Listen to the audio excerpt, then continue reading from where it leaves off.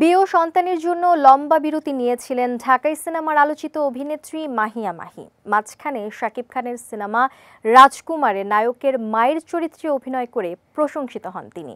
এরপর অনেকদিন ধরে আবারও পর্দায় অনুপস্থিত মাহি।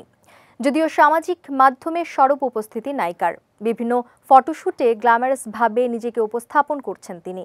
তবে দ্বিতীয় বিয়ে বিচ্ছেদের পর পাকাপাকিভাবে অভিনয়ে ফেরার জন্য প্রস্তুত হচ্ছেন এই নায়িকা।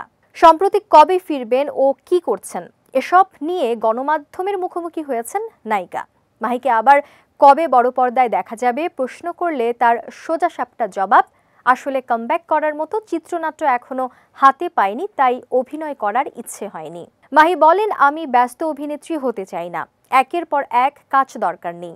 ভারতে পুষ্পা, কেজিএফ, কালকির জন্য একজন আল্লু অর্জুন, একজন প্রভাস বছরের পর বছর অপেক্ষা করে, আমিও তেমনই অপেক্ষা করতে চাই। একমাত্র ওয়ালটন এসি দিচ্ছে 1 বছরের রিপ্লেসমেন্ট গ্যারান্টি এবং কম্প্রেসারের 10 বছরের গ্যারান্টি। শাকিব খানের সঙ্গে অভিনয় প্রসঙ্গে অভিনেত্রীর ভাষ্য, দেশে তার কোনো বিকল্প নেই। শাকিব খানের অভিনয় সত্তা এবং স্টারডম গট গিফটেড। এখানে শুধু পরিশ্রম নয়, আরও অনেক কিছুই রয়েছে। অনেকেই খুব চেষ্টা করে হয়তো তার কাছাকাছি যেতে পারবে, কিন্তু একজন শাকিব খান হতে পারবে না।